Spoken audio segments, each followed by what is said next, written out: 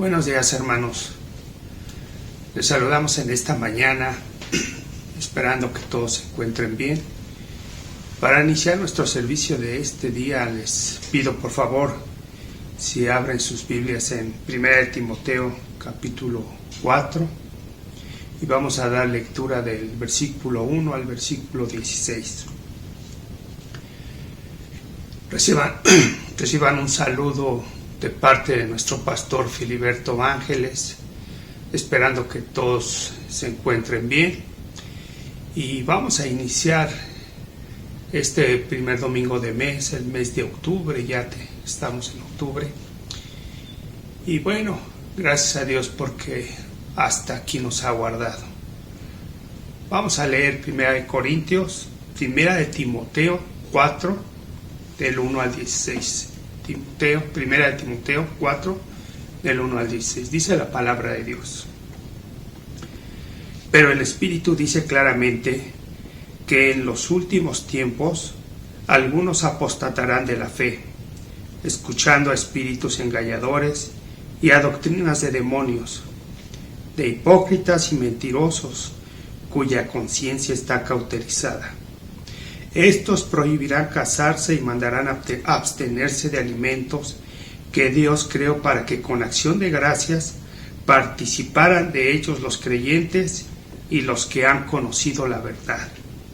Porque todo lo que Dios creó es bueno y nada es de desecharse si se toma con acción de gracias, ya que por la palabra de Dios y por la oración es santificado. Si esto enseñas a los hermanos, serás buen ministro de Jesucristo, nutrido con las palabras de la fe y de la buena doctrina que has seguido. Desecha las fábulas profanas y de viejas. Ejercítate para la piedad, porque el ejercicio corporal para poco es provechoso, pero la piedad para todo aprovecha, pues tiene promesa de esta vida presente y de la venidera. Palabra fiel es esta y digna de ser recibida por todos, que por esto mismo trabajamos y sufrimos oprobios, porque esperamos en el Dios viviente, que es el Salvador de todos los hombres, mayormente de los que creen. Esto manda y enseña: ninguno tenga en poco tu juventud, sino sea ejemplo de los creyentes en palabra, conducta, amor, espíritu, fe y pureza. Entre tanto que voy, ocúpate de la lectura, la exhortación y la enseñanza. No descuides el don que hay en ti, que te fue dado mediante profecía con la imposición de las manos del presbítero. Ocúpate de estas cosas, permanece en ellas, para que tu aprovechamiento sea manifiesto a todos. Ten cuidado de ti mismo y de la doctrina, persiste en ello, pues haciendo esto te salvarás a ti mismo y a los que te escuchan. Vamos a orar, hermanos. Bendito Dios, Padre de nuestro Señor Jesucristo, te damos gracias, Señor, por el privilegio que tú nos das de ver la luz de un nuevo día. Gracias por la vida que tú nos prestas y porque, Señor, tú nos das la oportunidad de reunirnos un domingo más a través de estos medios electrónicos, Señor, para adorar y glorificar tu nombre. Gracias te damos, Señor. Ponemos en tus manos este servicio y te rogamos que bendigas a todos y cada uno de los que participan para la realización de este servicio. Te damos gracias en el nombre de Cristo Jesús. Amén. Hermanos, tenemos un bloque de alabanzas.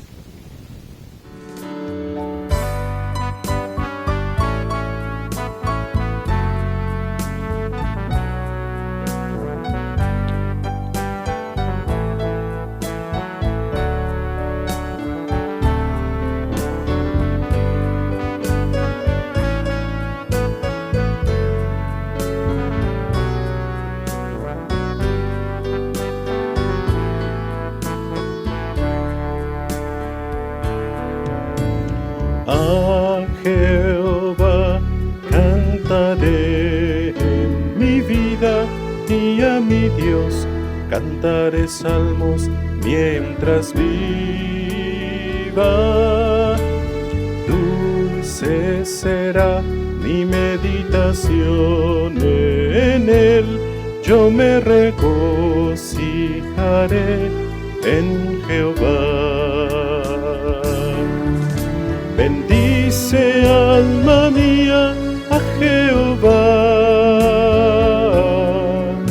Bendice, alma mía, a Jehová.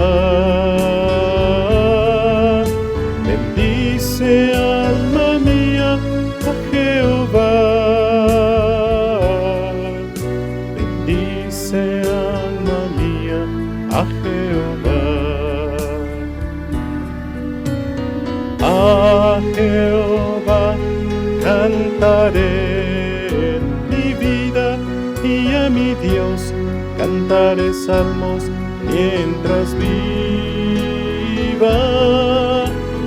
Dulce será mi meditación en él. Yo me regocijaré en Jehová. Bendice, alma mía, a Jehová. Bendice, alma mía, a Jehová. Bendice, alma mía, a Jehová. Bendice, alma mía, a Jehová.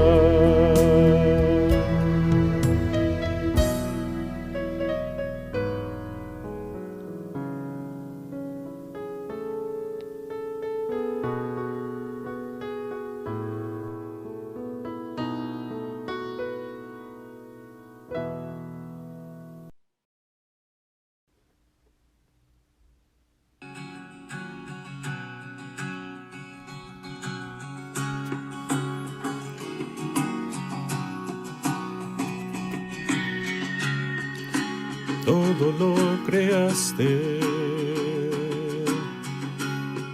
la tierra, cielo y mar. Los cielos son tu tabernáculo. Gloria al Dios Altísimo, Dios del cielo, maravilloso Dios. Eres santo, santo. La creación muestra su majestad. Eres santo, santo, Dios de la creación, Dios de la creación.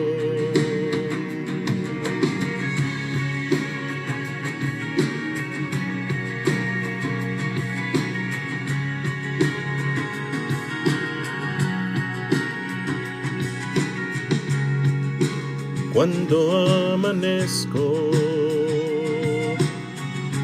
he de celebrar tu luz. Si tropiezo en tinieblas, volveré a ver tu cruz. Dios del cielo, maravilloso Dios, eres santo, santo. La creación muestra su majestad. Eres santo, santo, Dios de la creación, Dios de la creación. Aleluya al Dios de la creación. Aleluya al Dios de la creación. Aleluya al Dios de la creación.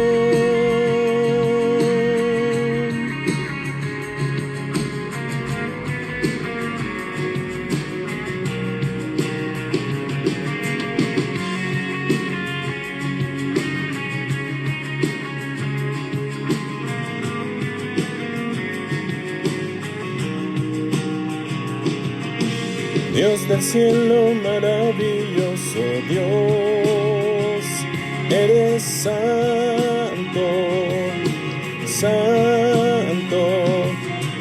Muéstrame, Señor, tu corazón, eres santo, santo.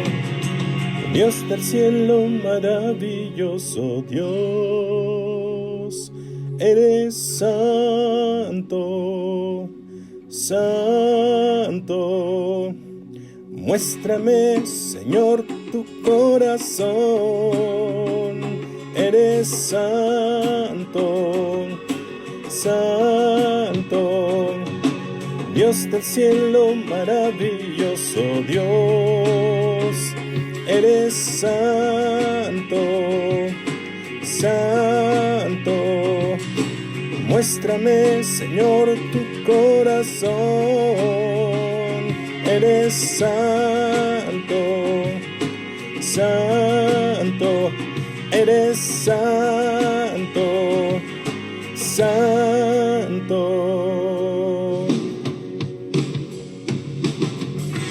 Aleluya, al Dios de la creación. Aleluya, al Dios de la creación.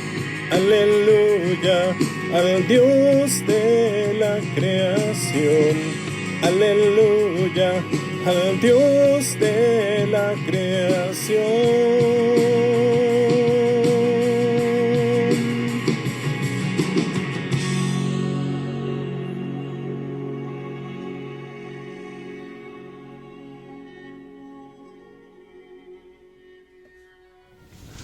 Bien, hermanos, y para continuar con nuestro servicio de esta mañana,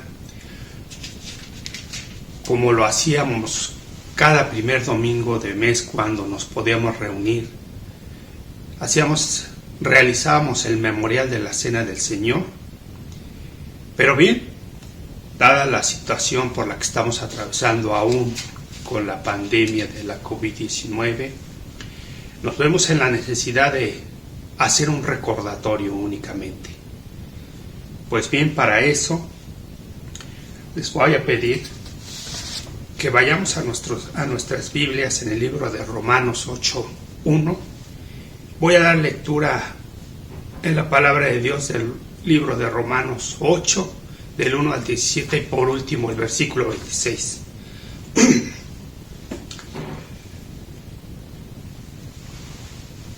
Nosotros en este día, en la iglesia, como muchas otras iglesias, realizan el memorial de la Cena del Señor. ¿Qué es lo que estamos recordando? Nosotros los cristianos recordamos la muerte, la resurrección y la venida de nuestro Señor Jesucristo. Y como lo dije anteriormente, vamos a leer en la parte del libro de Romanos 8, versículos del 1 al 17. Y por último el versículo 26. Dice la palabra de Dios: Ahora pues, ninguna condenación hay para los que están en Cristo Jesús, los que no andan conforme a la carne, sino conforme al Espíritu, porque la ley del Espíritu de vida en Cristo Jesús me ha librado de la ley del pecado y de la muerte. Lo que era imposible para la ley, por cuanto era débil por la carne, Dios, enviando a su Hijo en semejanza de carne de pecado, y a causa del pecado, condenó al pecado en la carne, para que la justicia de la ley se cumpliera en nosotros, que no andamos conforme a la carne, sino conforme al Espíritu. Los que son de la carne piensan en las cosas de la carne, pero los que son del Espíritu, en las cosas del Espíritu. El ocuparse de la carne es muerte, pero el ocuparse del Espíritu es vida y paz, por cuanto los designios de la carne son enemistad contra Dios, porque no se sujetan a la ley de Dios, ni tampoco pueden. Y los que viven según la carne no pueden agradar a Dios. Pero vosotros no vivís según la carne, sino según el Espíritu, si es que el Espíritu de Dios está en vosotros. Si alguno no tiene el Espíritu de Cristo, no es de él. Pero si Cristo está en vosotros, el cuerpo en verdad está muerto a causa del pecado, pero el Espíritu vive a causa de la justicia. Y si el Espíritu de aquel que levantó de los muertos a Jesús está en vosotros, el que levantó a Cristo Jesús vivificará también vuestros cuerpos mortales por su Espíritu que está en vosotros. Así que, hermanos, deudores somos, no a la carne, para que vivamos conforme a la carne, porque si vivís conforme a la carne, moriréis. Pero si por el Espíritu así morir las cosas de la carne, viviréis. Todos los que son guiados por el Espíritu de Dios son hijos de Dios. Pues no habéis recibido el espíritu de esclavitud para estar otra vez en temor, sino que habéis recibido el Espíritu de adopción por el cual clamamos, Abba, Padre. El Espíritu mismo da testimonio a nuestro espíritu de que somos hijos de Dios. Si hijos, también herederos, herederos de Dios y coherederos con Cristo, si es que padecemos juntamente con Él, para que juntamente con Él seamos glorificados. Versículo 26. De igual manera, el Espíritu nos ayuda en nuestra debilidad, pues ¿qué hemos de pedir como conviene? No lo sabemos. Pero el Espíritu Santo intercede por nosotros con gemidos indecibles. Pero el que escudriña los corazones sabe cuál es la intención del Espíritu, porque conforme a la voluntad de Dios, intercede por nosotros. La palabra de Dios nos enseña, y en esta porción de la Biblia el apóstol Pablo nos dice que ninguna condenación hay para los que están en Cristo Jesús. Dice que los que no andan conforme a la carne, sino conforme al Espíritu Santo.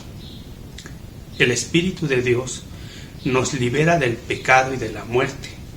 El Espíritu cambia nuestra naturaleza pecaminosa y nos fortalece. El Espíritu de Dios nos capacita para cumplir la voluntad y las ordenanzas de Dios.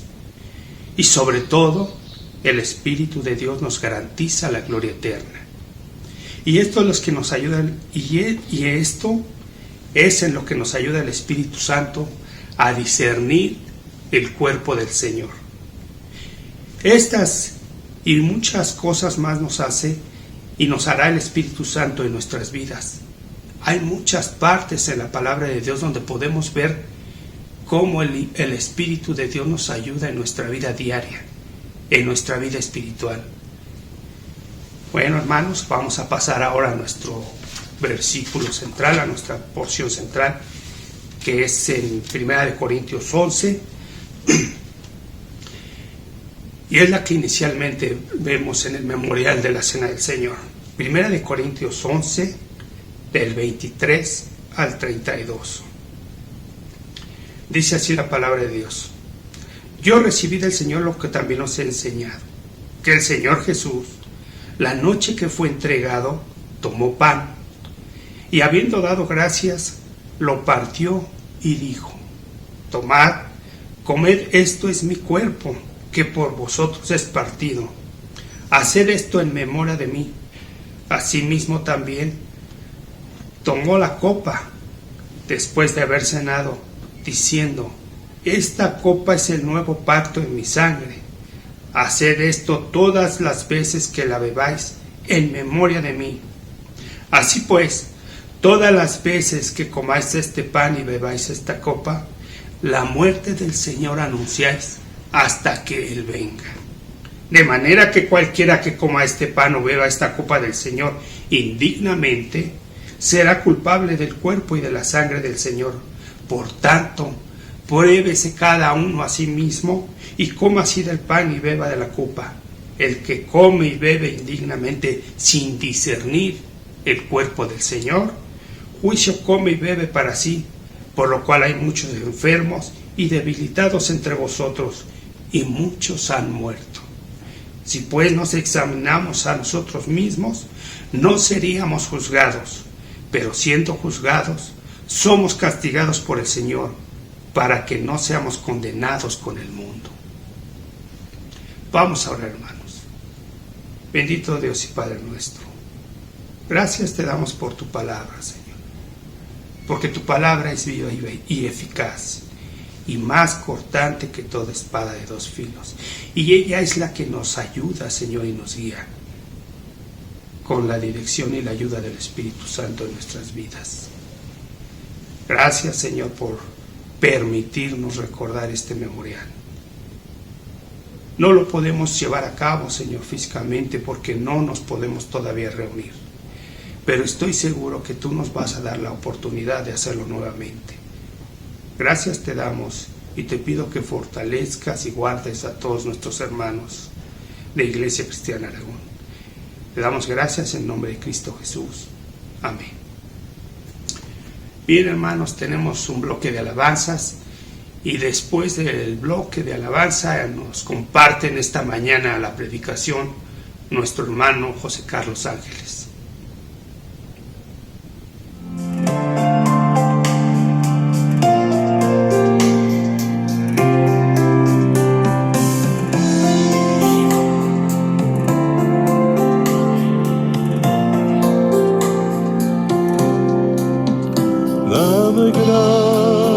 Gracias de corazón, dad gracias al Santo Dios, dad gracias porque ha dado a su Hijo Jesús. Dad gracias de corazón, dad gracias al Santo Dios, dad gracias porque ha dado a su Hijo Jesús. Ahora diga el débil fuerte soy, diga el pobre rico soy, por lo que hizo el Señor por mí. Ahora diga el débil fuerte soy, diga el pobre rico soy, por lo que hizo el Señor. Dad gracias de corazón, dad gracias al Santo Dios, dad gracias porque ha dado a su Hijo Jesús. Dad gracias de corazón, dad gracias al Santo Dios, dad gracias porque ha dado a su Hijo Jesús. Ahora dígale débil fuerte soy, dígale pobre rico soy, por lo que hizo el Señor por mí.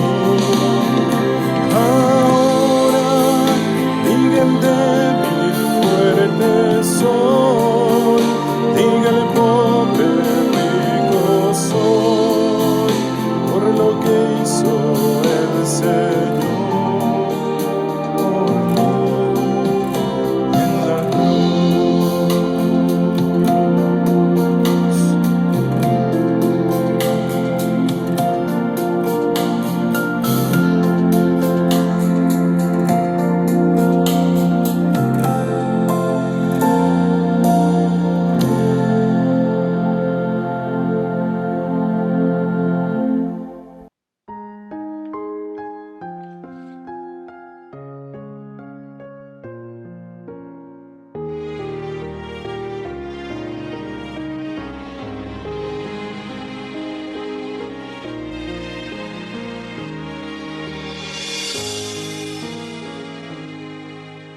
¿Cómo puedes no creer en Dios? ¿Cómo intentas ignorar su voz? Él ha dado muestras de sus grandes maravillas, puedes ver su poder. El eclipse, el sol hasta opacar, la más densa noche hace brillar.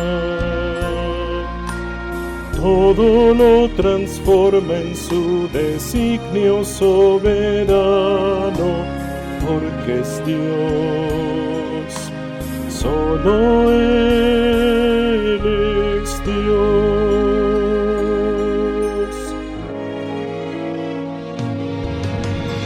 Creo en Dios, su voz levanta el viento y mar en tempestad, y por su mano alzada pronto acallará. Aun cuando todo esté perdido, yo creo en Dios, porque Él es mi esperanza en medio del dolor. Confiado cantaré su grande salvación, porque vivo y creo en Dios.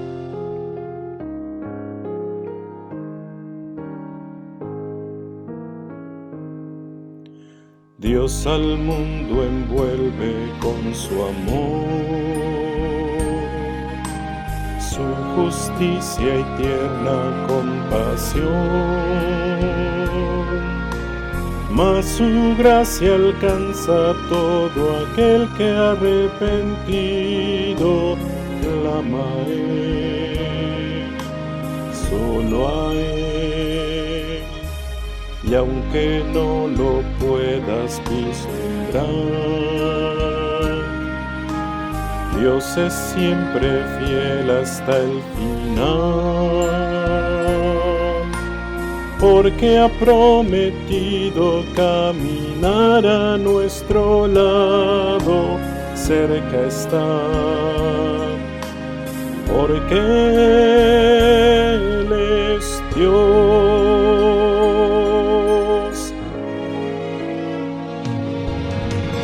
Creo en Dios, su voz levanta el viento y mar en tempestad, y por su mano alzada pronto acallará. Aun cuando todo esté perdido, yo creo en Dios, porque Él es mi esperanza en medio del dolor. Confiado cantaré su grande salvación, porque vivo y creo en Dios. Creo en Dios, su voz levanta el viento y mar en tempestad,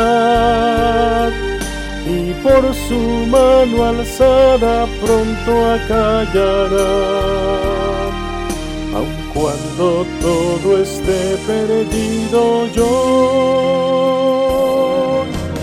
creo en Dios, porque Él es mi esperanza en medio del dolor. Confiado cantaré su grande salvación, porque vivo y creo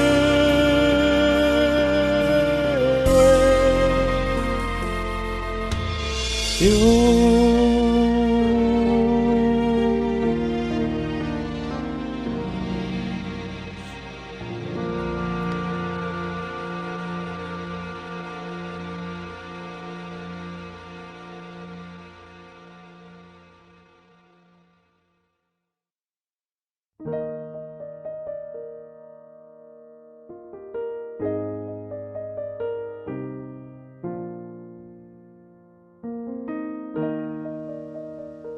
Buenos días, hermanos. Vamos a hacer una oración para ponernos en manos del Señor. Oremos. Padre Santo, te agradecemos, Señor, por la bendición de poder estudiar tu palabra, de poder abrirla y ver las riquezas que hay en ella. Señor, te rogamos que nos ayudes a entender y discernir este tema tan importante acerca de la justificación únicamente por medio de la fe.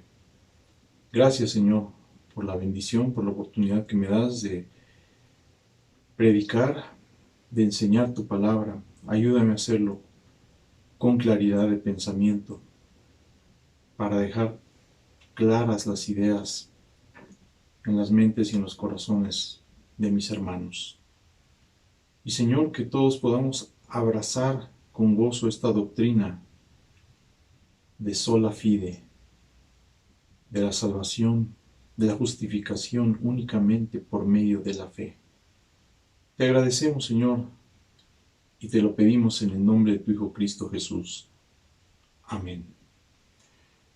Bien, hermanos, pues quiero comenzar diciéndoles que según algunas investigaciones hechas por varios expertos, los cristianos evangélicos se han ido alejando poco a poco de la doctrina ortodoxa. Por ejemplo, más de 3/4 partes de los cristianos afirman que los hombres son buenos por naturaleza, negando de esta manera la doctrina de la depravación total. Pero en cuanto a la doctrina de la salvación, casi el 90% de los cristianos creen que Dios ayuda a quienes cooperan para su propia salvación.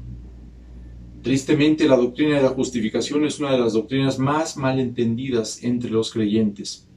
Actualmente es fácil encontrar profesores en la mayoría de los seminarios más importantes que ya no creen que la justificación solo por medio de la fe sea cierta y mucho menos que sea necesaria.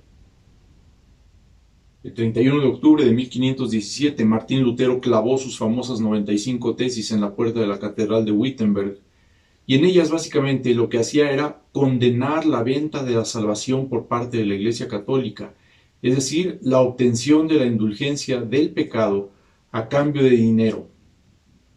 La reciente invención de la imprenta hizo que las ideas de Lutero se propagaran rápidamente por toda Alemania, llegando incluso a otros países y hasta el emperador y el papa.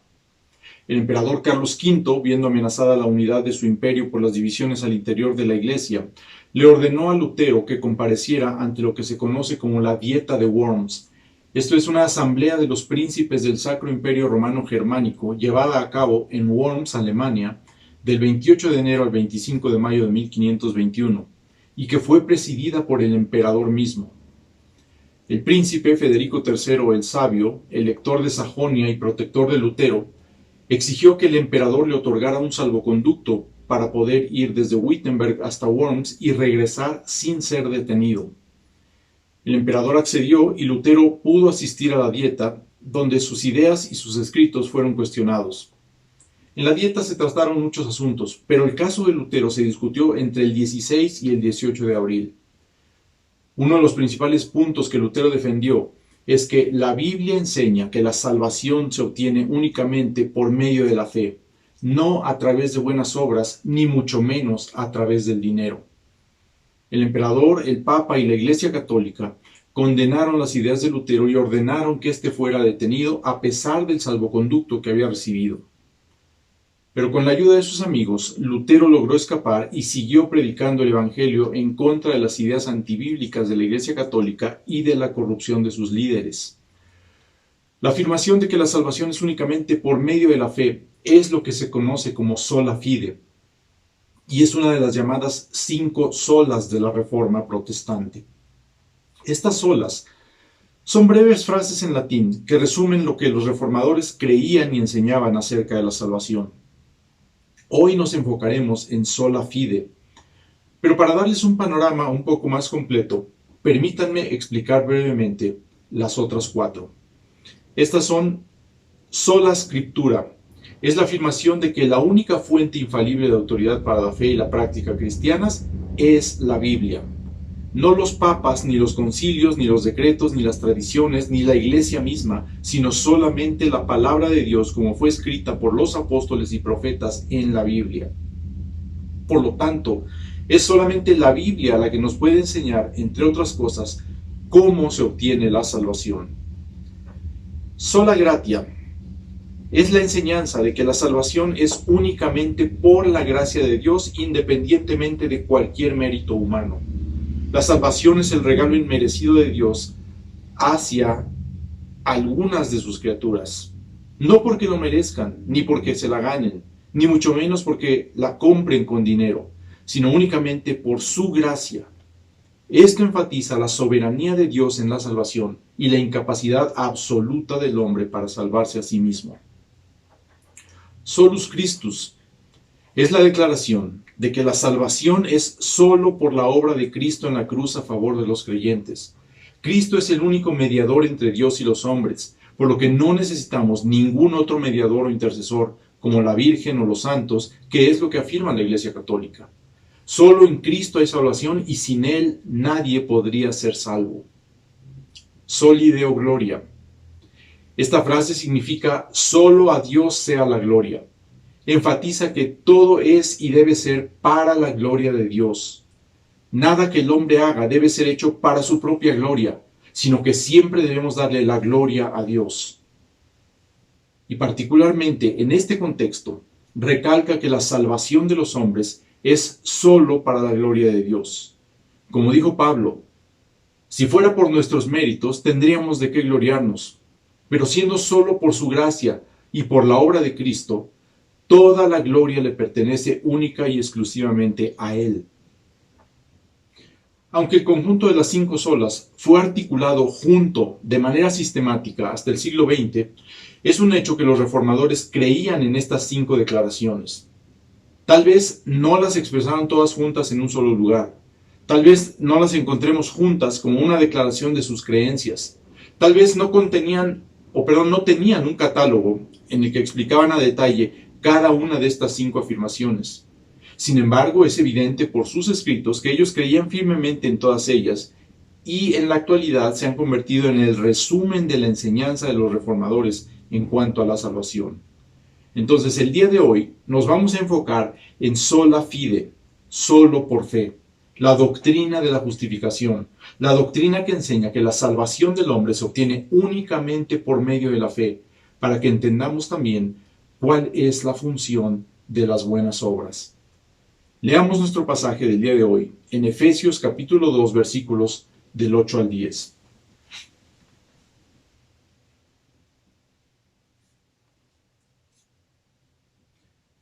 Porque por gracia sois salvos por medio de la fe, y esto no de vosotros, pues es don de Dios, no por obras para que nadie se gloríe, porque somos hechura suya, creados en Cristo Jesús para buenas obras, las cuales Dios preparó de antemano para que anduviésemos en ellas.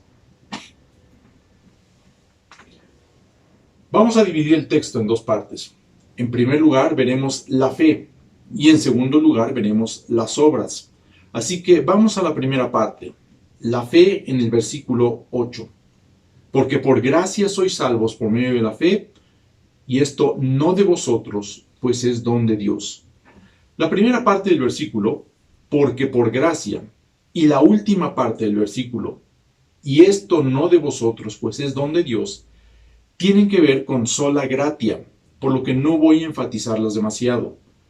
Lo que Pablo está diciendo aquí es que la salvación es por gracia. No es algo que nosotros hagamos o merezcamos, es un regalo de Dios. Y al ser un don o un regalo, es gratuito y es algo que Él nos otorga libremente, conforme a su voluntad. Esto se estudia más a detalle, como ya lo dije, en el tema de sola gratia. Por lo pronto solo les diré que, al ser por gracia, es un regalo inmerecido que Dios nos da. Nadie puede hacer nada para merecer ese regalo. Un solo pecado, por más pequeño que sea a nuestros ojos, es una gran ofensa para la santidad de Dios y por lo tanto merece que seamos condenados eternamente. Somos incapaces de entender la grandeza de nuestra culpabilidad delante de Él. Pero si comenzamos a entenderla, podremos apreciar mejor lo maravilloso de su gracia. Dios en su gracia decide no condenar a algunos, sino otorgarles la salvación. Con toda justicia podría mandarnos a todos al infierno, pero libremente, por su gracia, sin tener obligación alguna, decide otorgar a ciertas personas el regalo de la salvación, mientras que los demás siguen su camino hacia el infierno. Pero lo que quiero enfatizar en esta mañana es la parte del versículo 8 que dice: sois salvos por medio de la fe. Para los reformadores, la justificación únicamente por medio de la fe no era una parte del Evangelio o algo muy exclusivo de lo que solo se hablaba en ocasiones especiales. Estas eran las buenas nuevas y debían ser proclamadas siempre y a todos como el poder de Dios para salvación, como lo más importante que un cristiano debe saber. ¿Cómo puedo yo, siendo un pecador, ser aceptado delante del Dios santo, santo, santo? Esta es la pregunta que atormenta los corazones de aquellos que realmente se conocen a sí mismos y su propia maldad. Y si esta pregunta ya no perturba la conciencia de la persona promedio, incluyendo a los cristianos, no es porque la palabra de Dios haya cambiado, sino porque hemos sido seducidos por nuestra cultura para hacer las preguntas equivocadas, para fijarnos en otras cosas que en realidad carecen de importancia. A lo largo de la historia de la Iglesia, siempre ha habido batallas y debates doctrinales. Todo tipo de herejías han plagado a la Iglesia y provocado fieras discusiones y aún cismas durante su historia entera. Pero ninguna disputa doctrinal se ha peleado tan fieramente y con consecuencias tan a largo plazo como aquella por la justificación. Hubo otros asuntos secundarios que se debatieron durante la Reforma, pero ninguno tan central ni tan acalorado como el de la justificación. Los historiadores con frecuencia describen la justificación como la causa material de la Reforma. Esto es, fue un asunto importante y sustantivo de debate. Fue la doctrina que llevó a la peor ruptura que el cristianismo haya experimentado jamás y a la fragmentación de la Iglesia en miles de denominaciones individuales. La fuerte afirmación de la importancia central de la justificación estaba ligada a la identificación que hacía Lutero de la justificación solo por la fe o sola fide con el Evangelio. Las buenas nuevas del Nuevo Testamento incluyen no solo el anuncio de la persona de Cristo y su obra a nuestro favor, sino también una declaración de cómo los beneficios de la obra de Cristo son apropiados por el creyente, en el creyente, para el creyente. El asunto sobre cómo se reciben la justificación y la salvación se volvió el punto más importante del debate durante la Reforma. La insistencia de Lutero en sola fide estaba basada en la convicción de que el cómo de la justificación es esencial para el Evangelio mismo. Él veía la justificación únicamente por fe como necesaria y esencial para el Evangelio y para la salvación. Puesto que el Evangelio está en el corazón de la fe cristiana, Lutero y otros reformadores consideraban que el debate respecto a la justificación incluía una verdad esencial del cristianismo, una doctrina no menos esencial que la de la Trinidad o la de las dos naturalezas de Cristo. Sin el Evangelio, la Iglesia cae. Sin el Evangelio, la Iglesia ya no es Iglesia. Los reformadores concluyeron que cuando la Iglesia católica rechazó y condenó sola fide, se condenó a sí misma. De hecho, decían ellos, dejó de ser una verdadera iglesia. Y esto precipitó la creación de nuevas comuniones o denominaciones que buscaban continuar el cristianismo bíblico y ser verdaderas iglesias con un evangelio verdadero. Buscaban rescatar el evangelio del peligro inminente de ser totalmente eclipsado por enseñanzas meramente humanas. La pregunta del siglo XVI sigue siendo causa de disputa. ¿Es la justificación únicamente por medio de la fe un elemento necesario y esencial del Evangelio? ¿Tiene que confesar una iglesia sola fide para ser una verdadera iglesia? ¿O puede una iglesia rechazar o condenar la justificación únicamente por medio de la fe y ser todavía una iglesia verdadera? Los reformadores ciertamente no creían esto. Sin embargo, lamentablemente hay cada vez más personas que se dicen cristianas, pero que rechazan la doctrina de sola fide.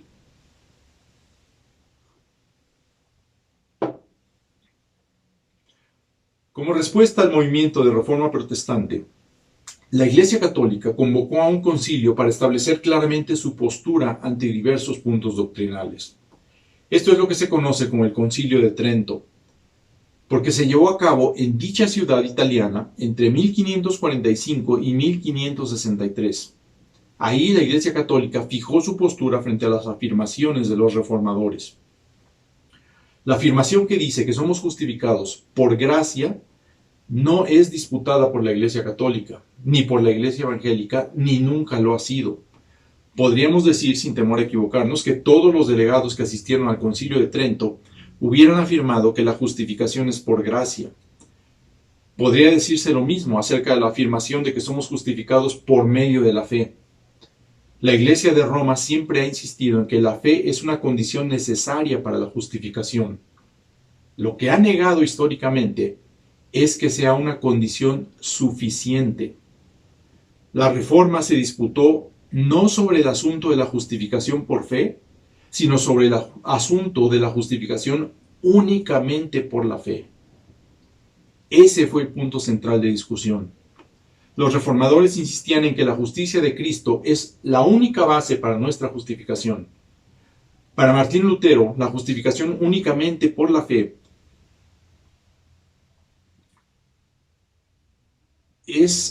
significa que la justificación es únicamente por la justicia de Cristo y nosotros nos la apropiamos por medio de la fe. La doctrina de la justificación únicamente por la gracia, solo por medio de la fe, debida únicamente a Cristo, desde la Reforma ha sido reconocida por los principales grupos protestantes como el artículo por el que la Iglesia se sostiene o cae, y como la afirmación que distingue a una Iglesia verdadera de una falsa. Mientras que esta doctrina afirma un vínculo indisoluble entre la justificación y la santificación, también insiste en que la justificación misma es la declaración de Dios del perdón y la aceptación, y que la justicia requerida por esta declaración no se alcanza por el esfuerzo humano, ni es infundida u obrada internamente por Dios en el alma humana, sino que es la justicia de Jesucristo imputada a quienes creen. En otras palabras, la Iglesia Católica insiste en que la justificación nos transforma en personas justas, de modo que ahora Dios nos ve como justos porque nos ha hecho justos. En cambio, según los reformadores, cuando somos justificados, no somos hechos justos, sino que somos considerados como si fuéramos justos. Seguimos siendo pecadores, seguimos teniendo una naturaleza caída, pero Dios nos ve como si fuéramos justos, no porque haya justicia en nosotros, sino porque ve en nosotros la justicia de Cristo. Sola fide es importante, no solo porque la Iglesia permanece o cae con ella. El lugar donde caeremos y el tiempo cuando caeremos o permaneceremos será en el juicio final. La doctrina de la justificación tiene que ver con nuestro estado delante del Dios justo en el juicio final. Que toda persona ultimadamente será llamada a cuentas delante de Dios es una enseñanza central de Jesús. Él advierte que las cosas secretas de nuestras vidas serán hechas manifiestas delante del Padre y que toda palabra ociosa que hayamos hablado será traída a juicio. El mundo entero, todo hombre, mujer y niño, comparecerá delante del tribunal divino final. Entonces, todos estaremos en ese lugar, ya sea como pecadores justificados o como pecadores no justificados. Este juicio será un juicio justo por un Dios justo, y los que serán condenados serán los que no hayan sido justificados. Pablo afirma claramente la universalidad del pecado en Romanos 3, versículos 9, 10, 19 y 20. Porque ya hemos acusado a judíos y a gentiles que todos están bajo pecado. Como está escrito, no hay justo ni aun uno. Pero sabemos que todo lo que la ley dice, lo dice a los que están bajo la ley, para que toda boca se cierre y todo el mundo quede bajo el juicio de Dios. Ya que por las obras de la ley ningún ser humano será justificado delante de él, porque por medio de la ley es el conocimiento del pecado. Aquí está el dilema. Habrá un juicio y será un juicio justo. Nosotros, como criaturas caídas, no somos justos. La advertencia del apóstol es que ningún ser humano será justificado delante de él. Pero gracias a Dios, eso no es todo. No es una negación absoluta de la justificación. Si nadie será justificado delante de él, entonces todos los pleitos acerca de la forma de justificación son vanos, demasiado alboroto acerca de nada. Si no hay justificación, entonces no hay evangelio, no hay buenas nuevas, sino únicamente malas noticias. Pero eso no es todo. Pablo no dice que no habrá justificación en lo absoluto. Lo que dice es que ningún ser humano será justificado delante de Dios por las obras de la ley. El apóstol no excluye absolutamente toda justificación, excluye la justificación por la obediencia a las obras de la ley. La justificación sobre la base de nuestras obras queda eliminada.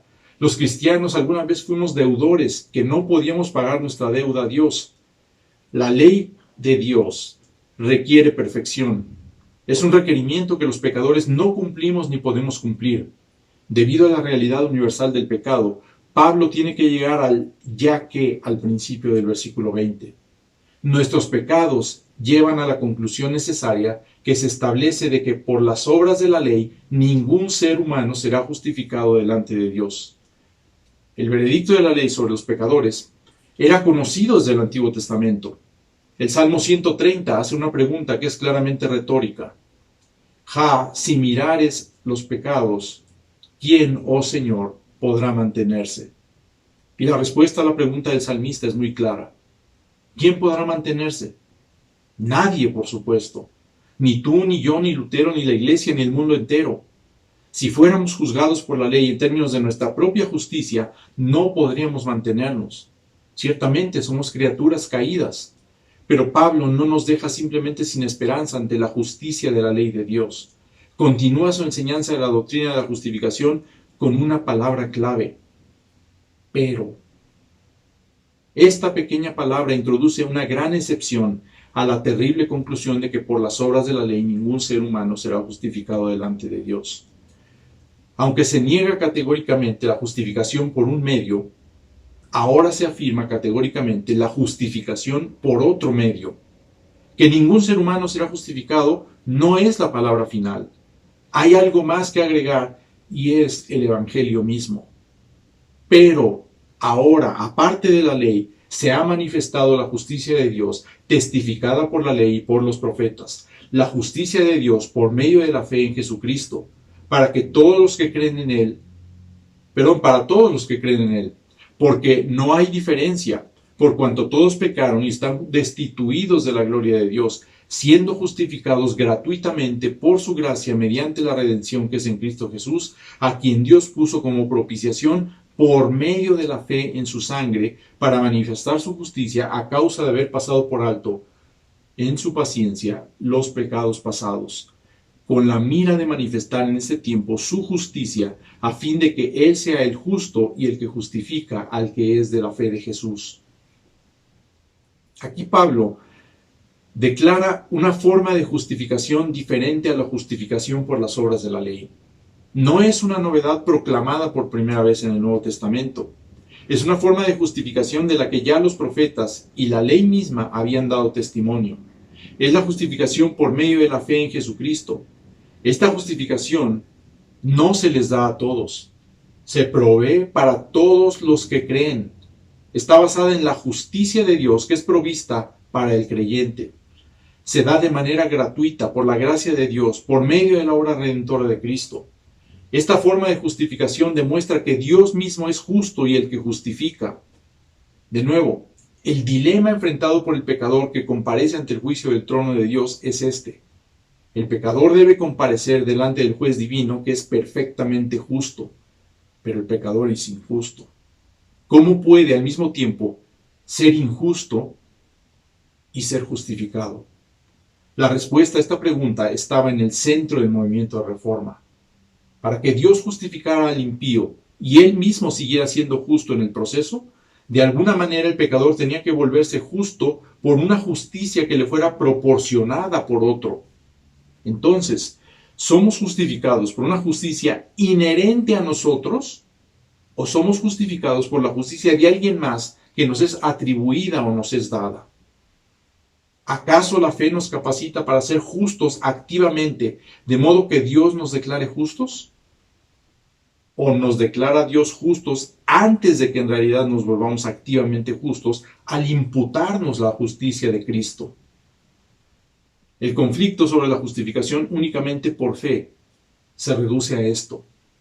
Es la base para nuestra justificación la justicia de Cristo imputada a nosotros o la justicia de Cristo obrando dentro de nosotros. Para los reformadores, la doctrina de la justificación solo por medio de la fe significa justificación solamente por Cristo y su justicia. Sola fide declara que la base para nuestra justificación es solamente la justicia de Cristo. Es una justicia externa a nosotros. Es aparte de o externa a nosotros. No es parte de nosotros antes de la fe. La doctrina de sola fide habla de una justificación que es por fe.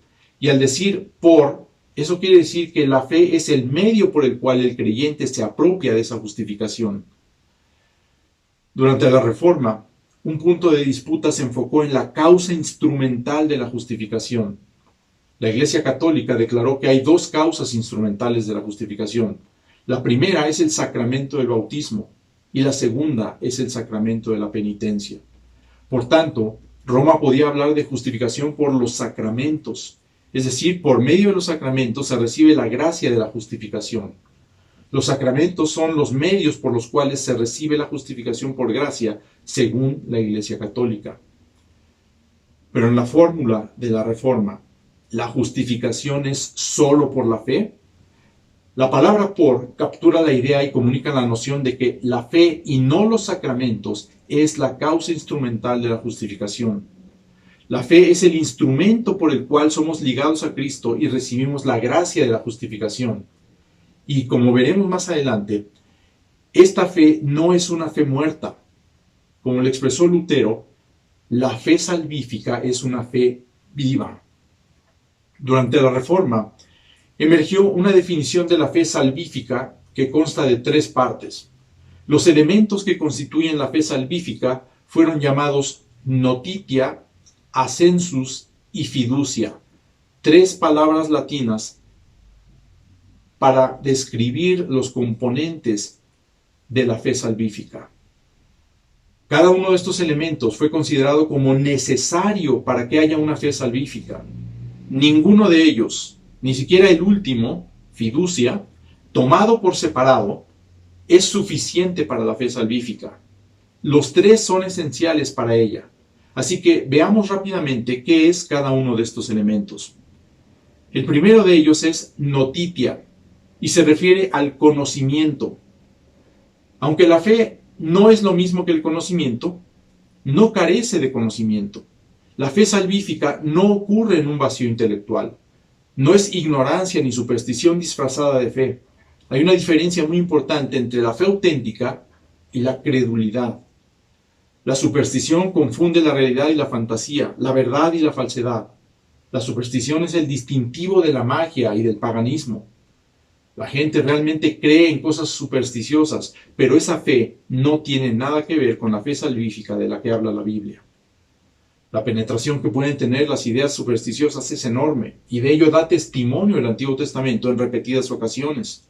Israel fue muy inclinada al sincretismo, una mezcla de elementos de la realidad pagana que revolvían con el contenido de la verdad revelada por Dios, lo mezclaban y hacían su propia religión.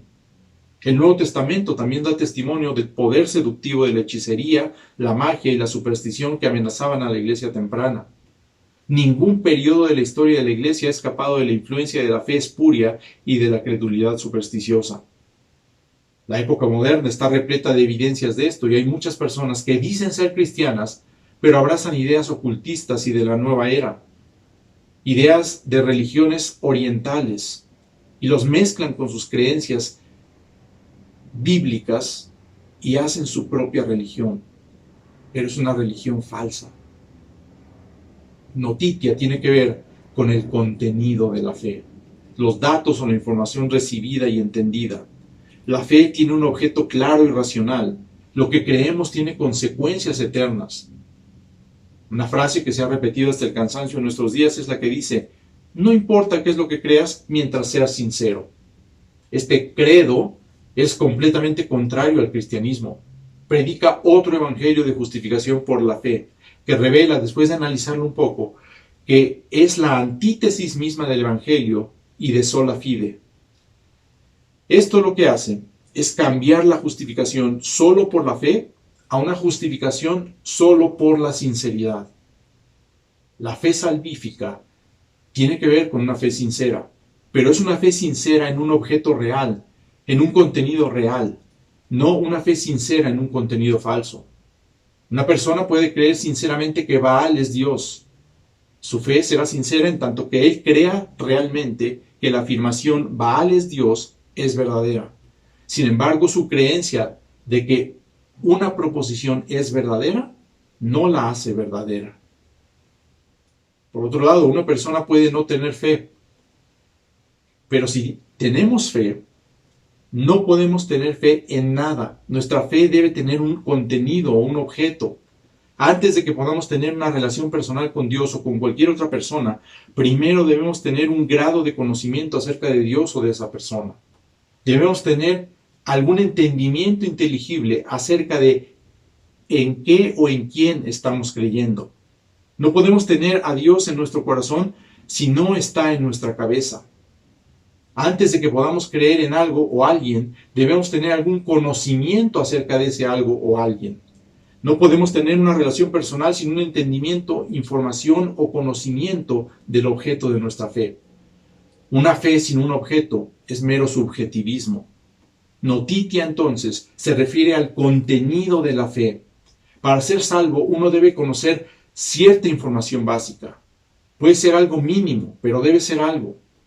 Por ejemplo, para ser justificado por la fe, uno debe saber que existe un Dios por quien seremos justificados y delante de quien seremos justificados. Para ser salvos no requerimos un conocimiento exhaustivo o una comprensión completa de Dios. Nadie posee ese conocimiento completo. Pero debemos tener algún tipo de conocimiento y debe ser un conocimiento correcto acerca de Dios. Si creemos que Dios es una fuerza cósmica impersonal, ese conocimiento incorrecto acerca de Dios no nos justificará. De hecho, nos hará culpables de idolatría. Si decimos que creemos en Jesús, y con esto queremos decir, como lo hacen algunos teólogos modernos, que el nombre de Jesús es un símbolo para la batalla continua por la libertad humana, entonces el Jesús en que creemos no nos salvará porque no es el Jesús real en absoluto. Nuestra respuesta a la pregunta que Jesús hizo a sus discípulos, ¿quién decís vosotros que soy yo?, requiere un mínimo de corrección para que el contenido de nuestra fe sea salvífico. La tarea de proclamar el Evangelio incluye más que el entregar información, pero no menos que eso. Demanda aclarar constantemente el contenido del Evangelio. Desde sus inicios, la Iglesia ha luchado contra el error, contra las distorsiones, contra las herejías de todo tipo. Estas cosas actúan en contra del entendimiento verdadero del Evangelio. El cristianismo necesaria e intrínsecamente tiene que ver con la doctrina. De nuevo, es mucho más que doctrina, pero no menos que eso. La creencia correcta de la doctrina correcta es, al menos hasta cierto grado, una condición necesaria para la justificación y, por lo tanto, para la salvación. La doctrina correcta protege al creyente de la falsedad y la superstición. Eso es notitia, conocer el mensaje del Evangelio.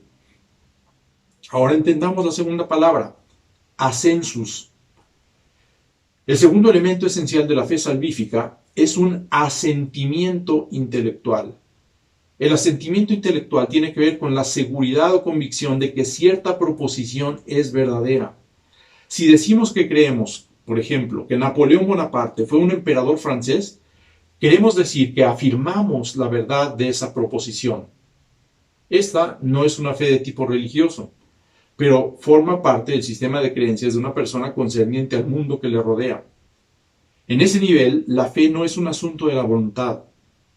En ocasiones actuamos con la esperanza de que algo sea verdad cuando no estamos ciertos de que lo sea. Semejante acción requiere una decisión. Esto es lo que a veces se llama un salto de fe. Es un salto hacia la oscuridad y se puede correr un gran riesgo.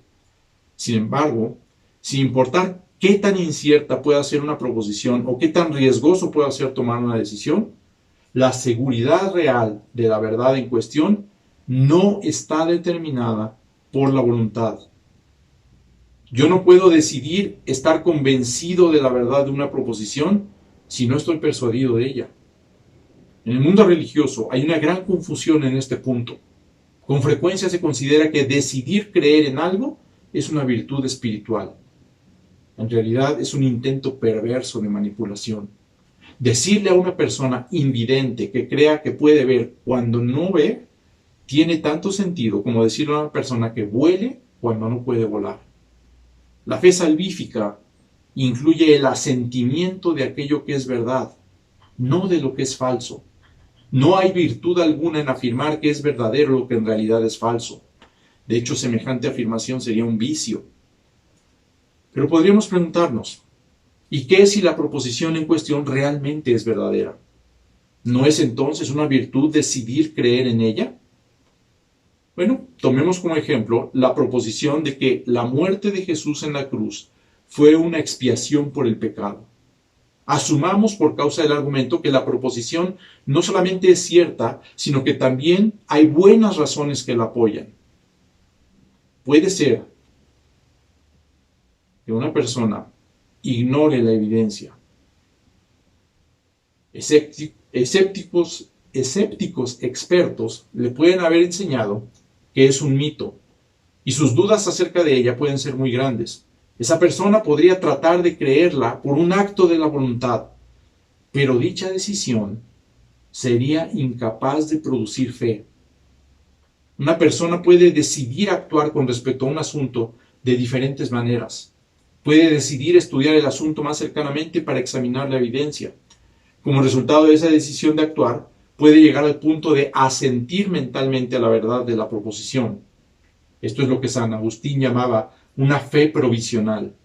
Esta fe incluye dar los pasos provisionales mientras aún se tienen dudas acerca del asunto en cuestión. Pasos que de hecho pueden traer claridad y convicción. Pero hay otra cara de la moneda. Se debe distinguir claramente entre prueba y persuasión.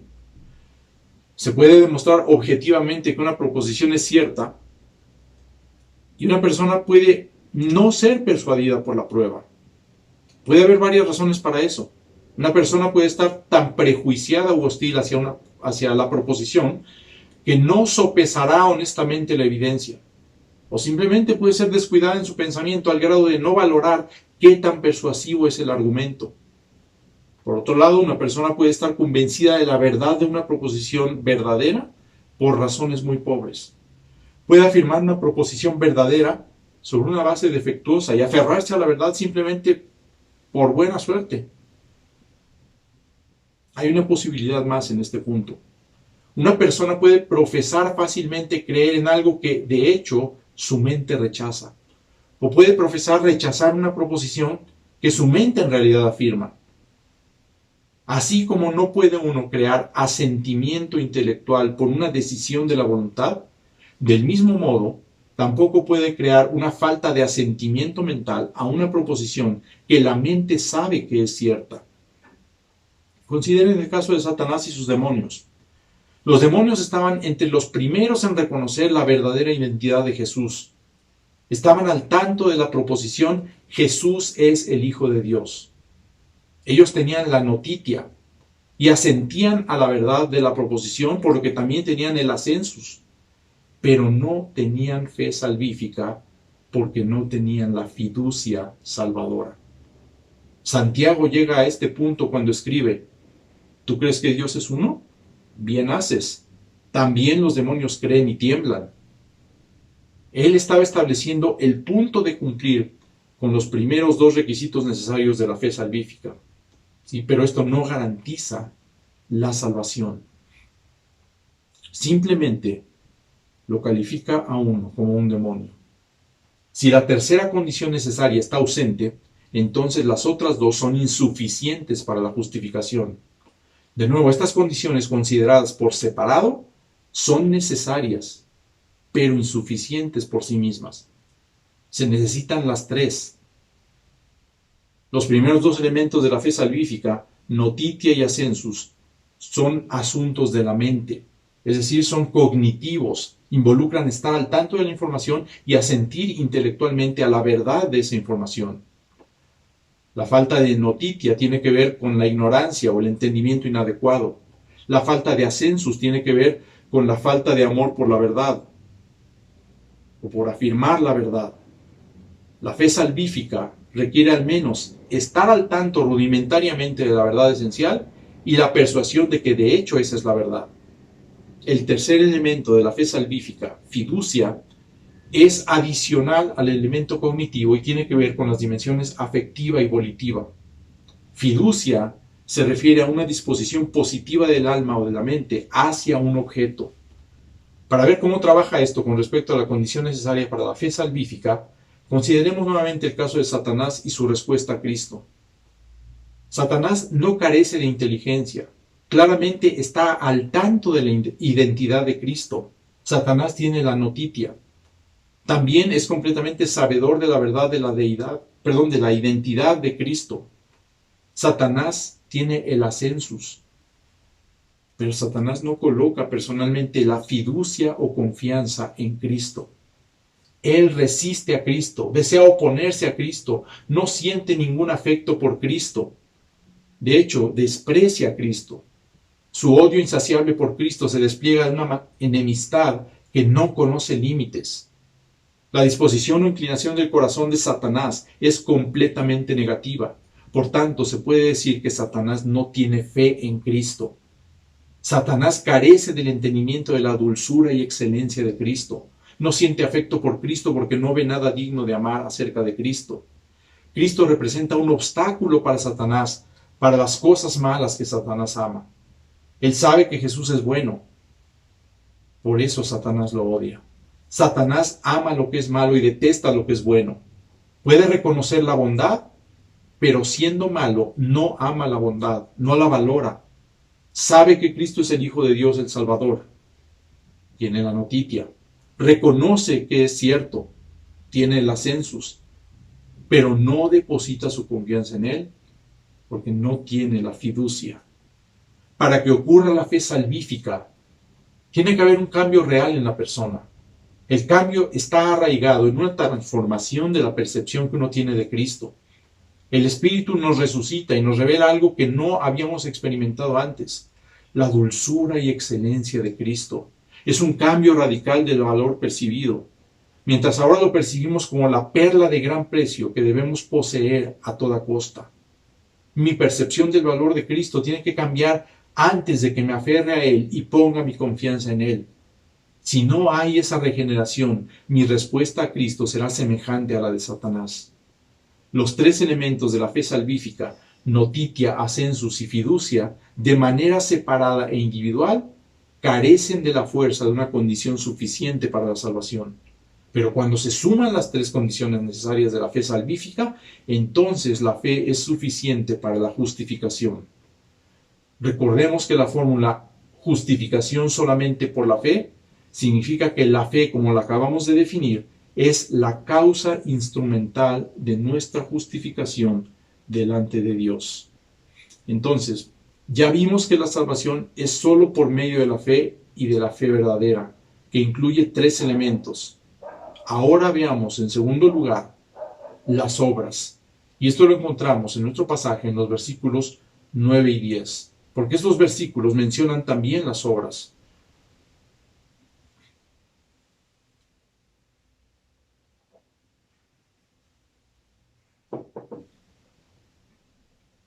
No por obras, para que nadie se gloríe, porque somos hechura suya, creados en Cristo Jesús para buenas obras, las cuales Dios preparó de antemano para que anduviésemos en ellas.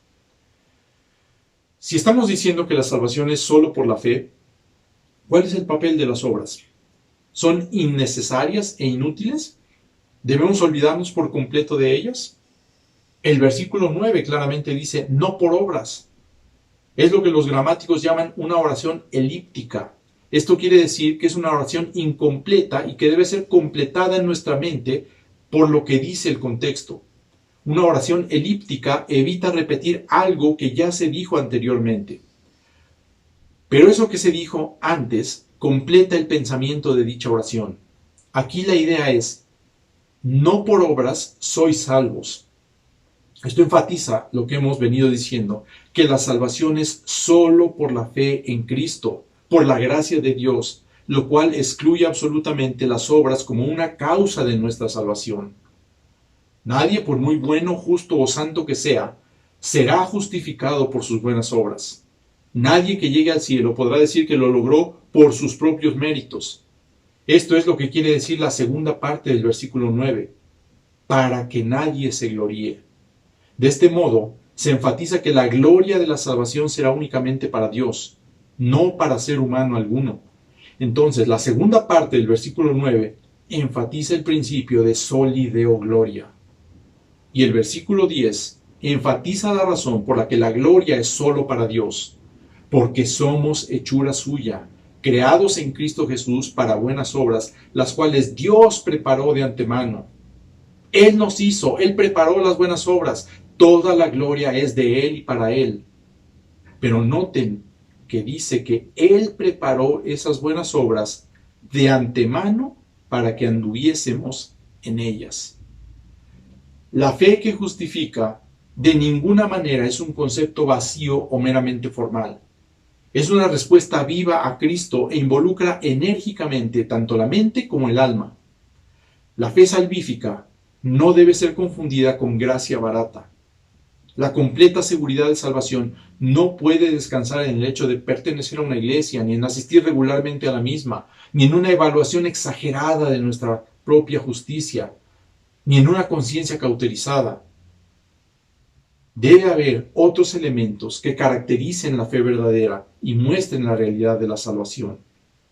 Martín Lutero insistía en que la fe que justifica es una fe viva, una fe vital y viviente que produce el fruto de las buenas obras. La justificación es solo por la fe, pero no por una fe que está sola. La fe salvífica no es una fe solitaria, que no tenga obras que la sigan y la acompañen. El teólogo John Hersner dice que la postura católica es que la fe más las buenas obras, produce justificación. Mientras que la postura protestante es que la fe produce la justificación más las buenas obras. Para la Iglesia Católica, además de la fe, las buenas obras son necesarias para poder ser justificado. Para la Iglesia Protestante, lo único que se necesita para ser justificado es la fe. Pero esa fe, además de producir la justificación, también va a producir buenas obras. Uno de los cánones que surgieron del Concilio de Trento dice lo siguiente: si alguno dice que la justicia recibida no es preservada ni incrementada delante de Dios por medio de las buenas obras, sino que estas obras son meramente el fruto y señal de la justificación obtenida, pero no la causa de su incremento, sea anatema. O sea que no solo niegan que las buenas obras sean fruto de la justificación, sino que maldicen a quien así lo afirme. En su claro rechazo de sola fide, la Iglesia Católica Romana se opone al término sola. Los teólogos católicos conceden que la justificación es por la fe, pero no que es solo por la fe. Por un lado, argumentan que la palabra solo o únicamente está ausente en el Nuevo Testamento, particularmente en las epístolas paulinas, cuando habla de la justificación.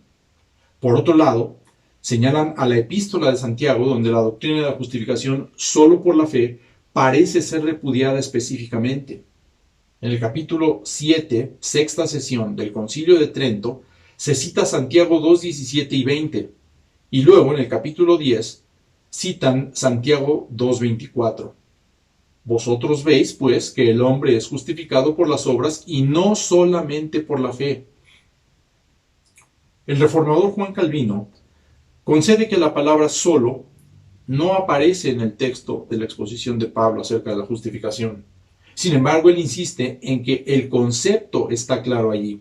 Él dice lo siguiente: ¿qué respuesta entonces darán ellos a las palabras de Pablo cuando afirma que la justicia no es por fe, a menos que sea por gracia? ¿Cómo puede ser por gracia y sin embargo ser por obras?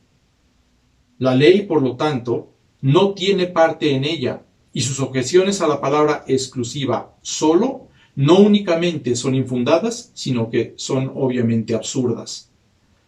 ¿Acaso no atribuye plenamente todo solo a la fe cuando la desconecta de las obras? ¿Qué, preguntaría yo, dice Calvino, significan las expresiones aparte de la ley se ha manifestado la justicia de Dios en Romanos 3:21? O siendo justificados gratuitamente por su gracia en Romanos 3:24, o justificado por fe sin las obras de la ley en Romanos 3:28. Lutero también respondió a la crítica de que la palabra solo no aparece en Romanos. Él dice, la cuestión es solamente acerca de la relación entre la fe y las obras, si se le debe o no atribuir algo a las obras en la justificación. Puesto que el apóstol no les atribuye nada, sin duda le atribuye todo únicamente a la fe. Lo que resulta un poco más difícil de explicar es la apelación que hace la Iglesia Católica a la afirmación de Santiago: vosotros veis pues que el hombre es justificado por las obras y no solamente por la fe. Esta afirmación enfática parece, al menos superficialmente, contradecir de lleno la perspectiva de la reforma de sola fide. El problema es aún más difícil por la afirmación previa de Santiago con respecto a Abraham. ¿No fue justificado por las obras Abraham nuestro padre cuando ofreció a su hijo Isaac sobre el altar? Ahí en el 2:21.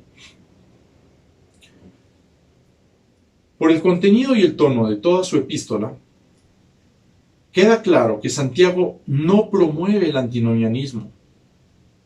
Que está tratando un asunto distinto al de Pablo también debe quedar claro mediante una lectura cuidadosa de ambas epístolas.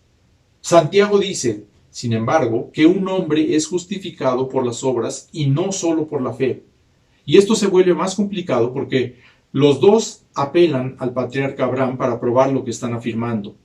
Pablo argumenta que Abraham fue justificado cuando le creyó a Dios en Génesis 15. Santiago argumenta que Abraham fue justificado cuando ofreció a Isaac sobre el altar en Génesis 22. Ambos apelan a Abraham, pero por razones diferentes y en épocas diferentes de la vida de Abraham. Además, los dos utilizan las mismas palabras griegas para fe y justificar. La pregunta entonces es, ¿están hablando de lo mismo cuando usan estos términos? Claramente, Pablo y Santiago no tienen la misma preocupación. Tampoco están atacando el mismo problema. Pablo está preocupado por el asunto teológico acerca de cómo puede un pecador ser considerado justo delante del tribunal de Dios. Está exponiendo el evangelio de la justificación. La preocupación de Santiago, por su parte, es algo diferente.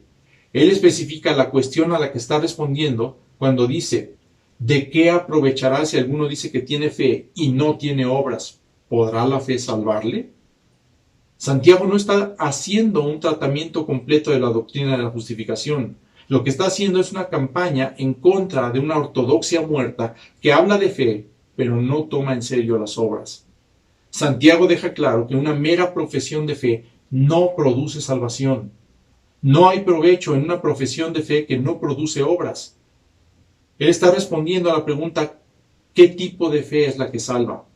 Específicamente pregunta, ¿podrá este tipo de fe salvarle? Su pregunta es un rotundo no.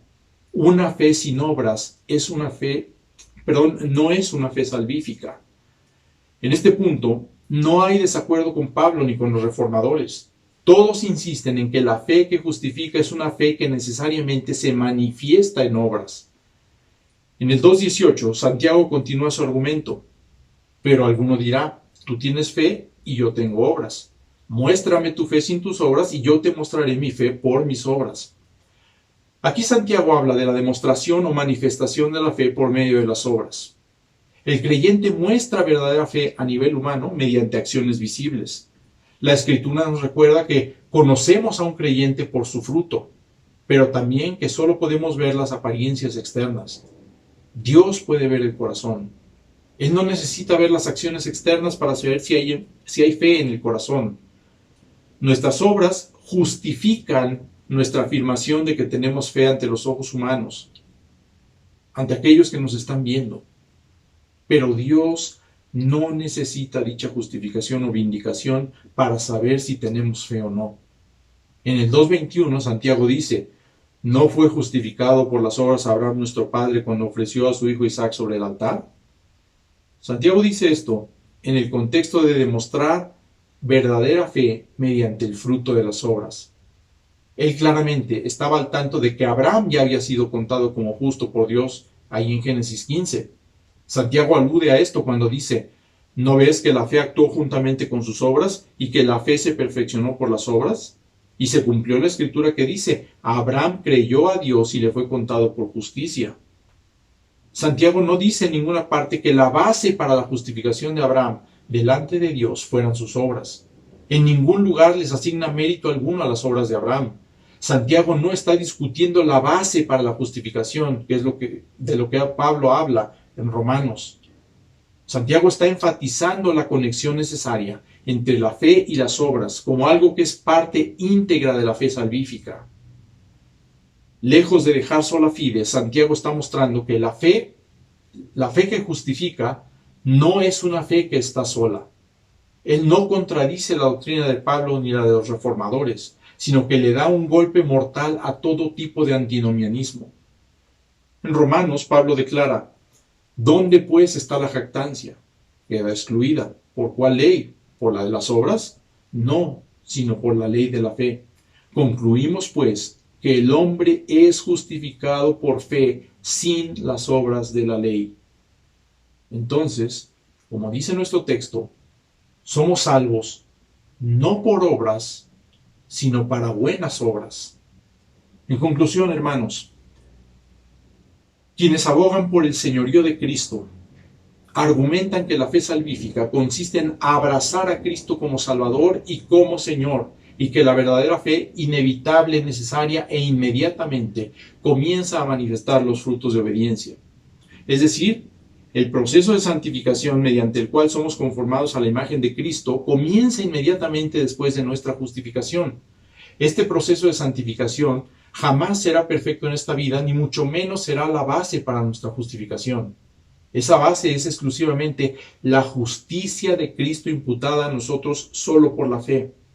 Pero la persona justificada es una persona cambiada, que es regenerada y habitada por el Espíritu Santo. Esa persona reconoce, abraza y en cierto grado se somete a Cristo como Señor. Quienes no abogan por el señorío de Cristo reconocen que todo cristiano debería abrazar ese señorío y manifestar el fruto de la fe. Sin embargo, dicen que esto no necesariamente tiene una conexión con la justificación. Dicen que es posible ser un cristiano carnal. Esto es, la fe salvífica puede estar presente en una persona sin que haya ninguna manifestación subsecuente de ella por medio de las obras. Es posible, aunque no deseable, dicen ellos, que una persona reciba a Jesús como Salvador sin que en modo alguno lo abrace como Señor. Según ellos, ni el arrepentimiento ni la sumisión al señorío de Cristo son elementos necesarios de la fe salvífica. Quienes no abogan por el señorío de Cristo frecuentemente citan el caso del ladrón en la cruz. Dicen que él fue salvo sin necesidad de hacer buenas obras. Es cierto, pero eso fue un caso excepcional. Y ciertamente creo que se puede hacer la misma excepción en nuestros tiempos si una persona se convierte a Cristo en el lecho de muerte. Pero cuando una persona tiene el tiempo suficiente para crecer y madurar en la fe, no tiene excusas para no manifestar el fruto de las buenas obras si es un cristiano verdadero.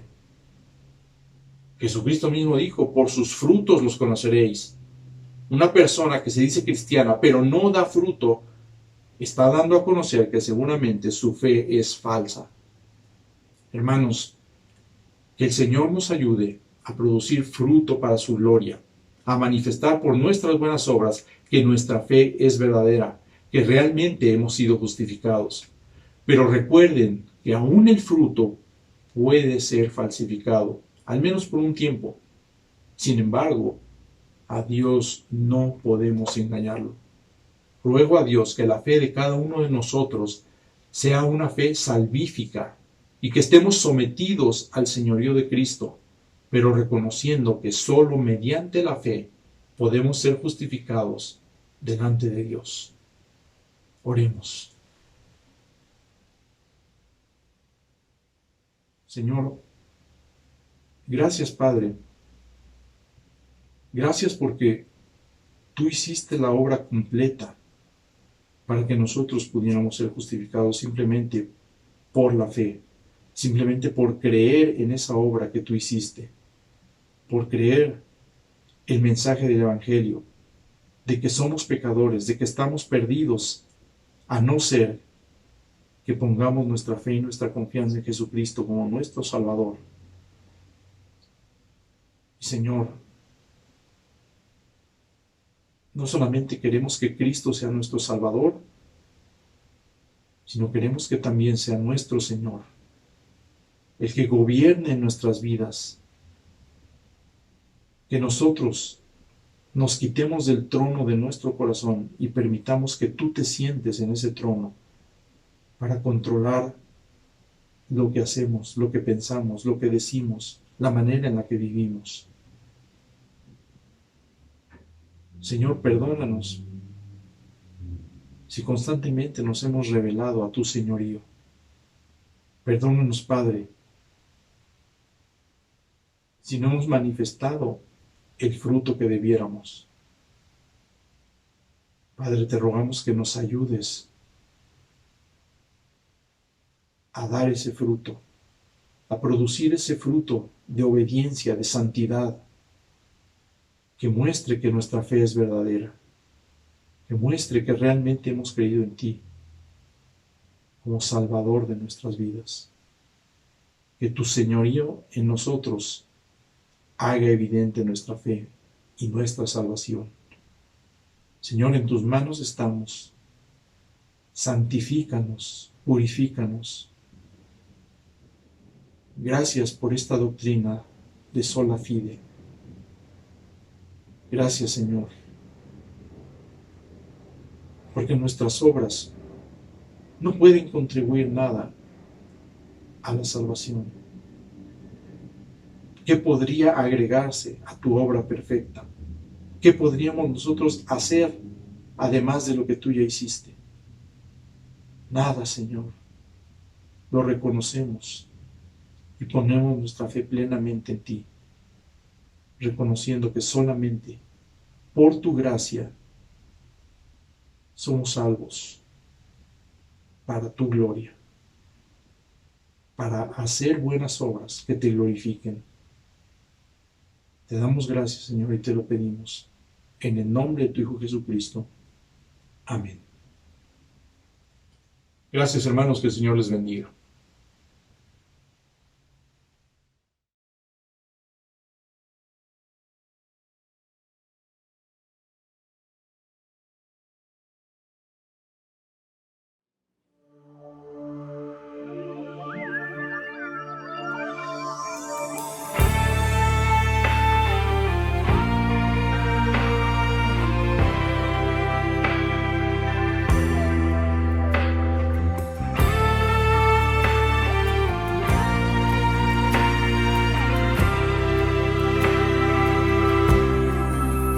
El comercio ya cesado, el bullicio terminó, los talleres se han cerrado, la cosecha se dejó. En las casas no hay labores, en las cortes no hay ley. El planeta ya está listo para recibir al Rey. El Rey ya viene, el Rey ya viene. Yo oí la gran trompeta y su rostro yo veré. El Rey ya viene, el Rey ya viene, Jesucristo ya viene por mí.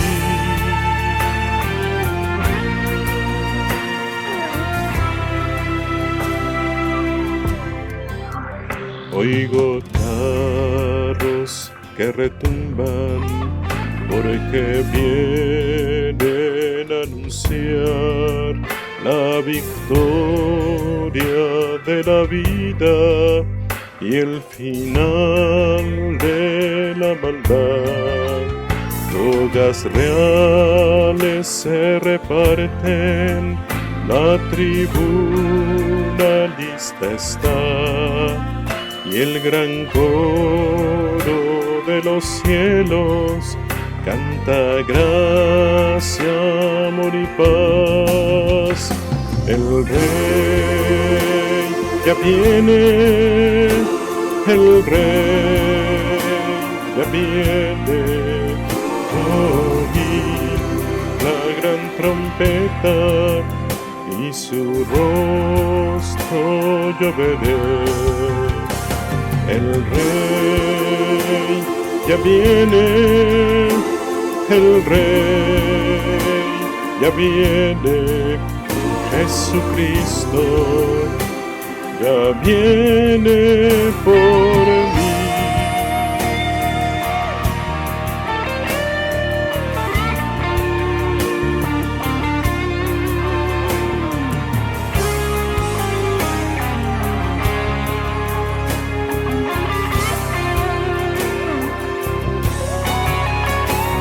El Rey ya viene, el Rey ya viene.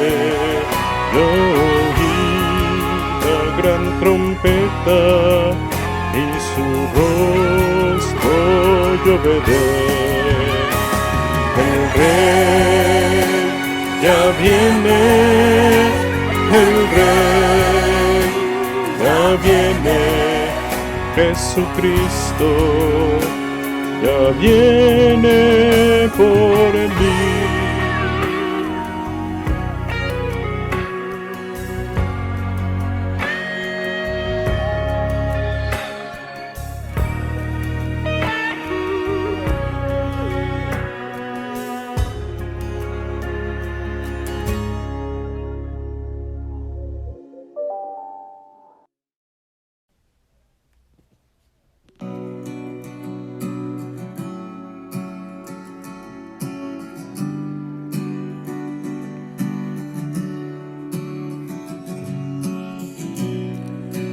Mi Salvador, vengo a ti, recuerdo, tu sangre fue la que pagó mi precio, lo que un día valoré, lo rindo ante ti. Guíame a la cruz donde está tu amor, llévame a tus pies, me humillo, Dios, líbrame de mí, pertenezco a ti, mi Cristo. Guíame a la cruz.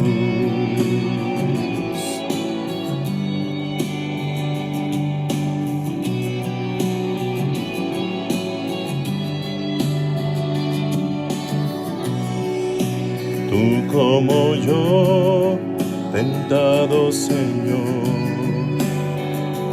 humano, el Verbo llegó, mi maldad cargó, y ahora vivo lo que un día valoré, lo rindo ante ti. Guíame a la cruz donde está tu amor, llévame a tus pies, me humillo, Dios, líbrame de mí, pertenezco a ti, mi Cristo. Guíame a la cruz.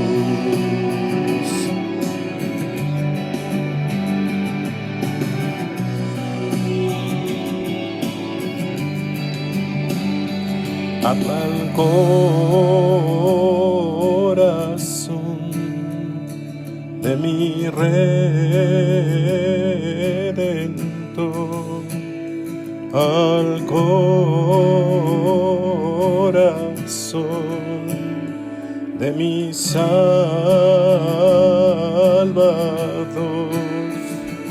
al corazón de mi Redentor, al corazón de mi Salvador.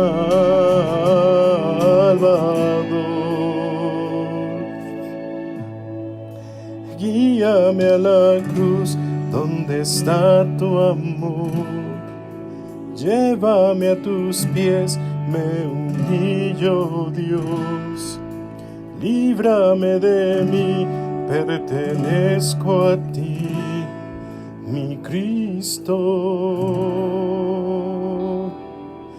Guíame a la cruz.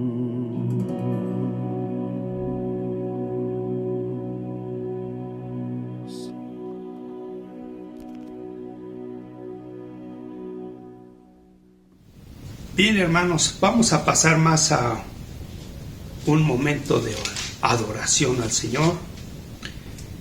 Gracias a Dios en esta mañana por su palabra, gracias a Dios por nuestro hermano que nos los compartió en este día.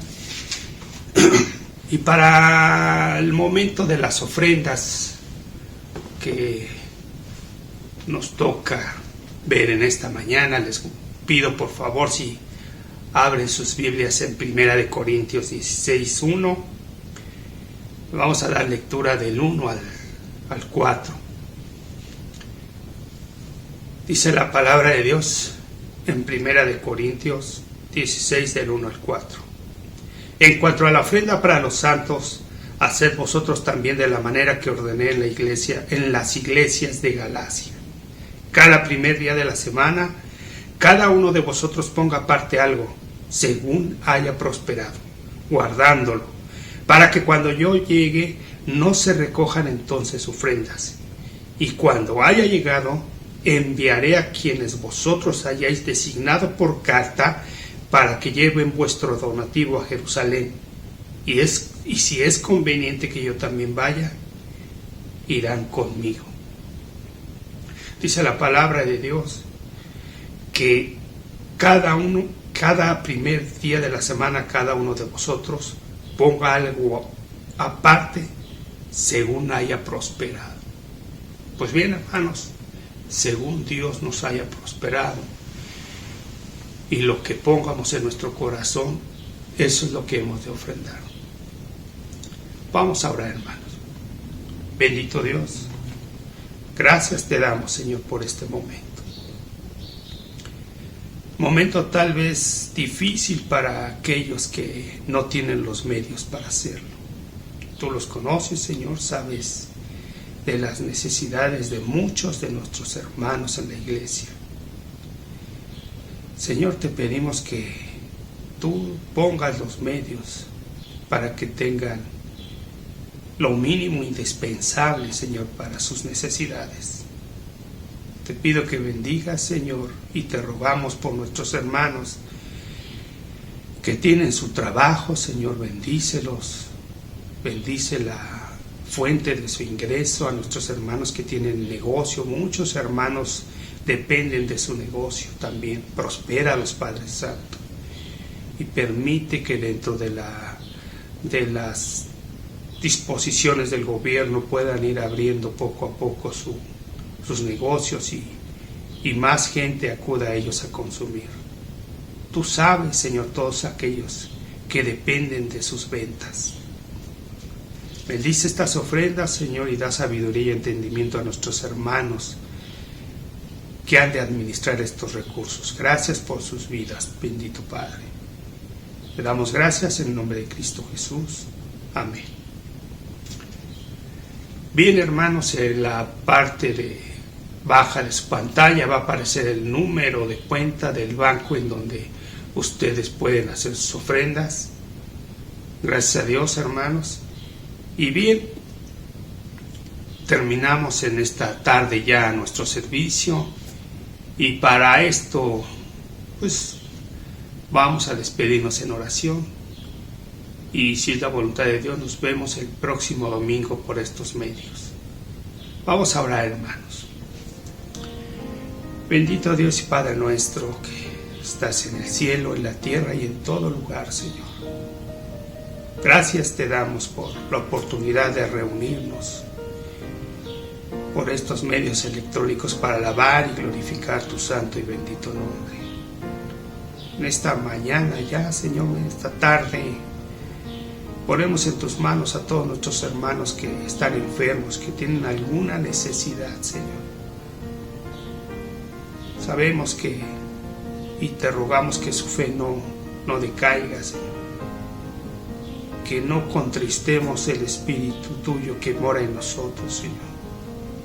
Ayúdanos a permanecer fieles a través de la lectura de tu palabra, a través de la oración y de reunirnos por estos medios, Señor. No permitas, como decía nuestro hermano Fili hace 8 días, que él oraba para que no decaiga la fe y la confianza de nuestros hermanos en la iglesia. Te rogamos por ellos, por nuestros familiares, te pido, Señor, por nuestros amigos que no te conocen, que tú tengas misericordia de ellos y les permitas llegar a conocerte. Aquellos que te han escuchado, Señor, ábreles el entendimiento y su corazón para que puedan recibirte. Señor, te ruego por la vida de mi esposa, por la vida de mi hija Jessica, por su embarazo, Señor.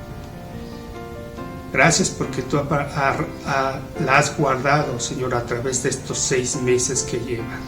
Bendícela y guárdala. Te damos gracias, Señor. Y si es tu voluntad, nos hemos de reunir nuevamente para alabar y glorificar tu nombre a través de estos medios.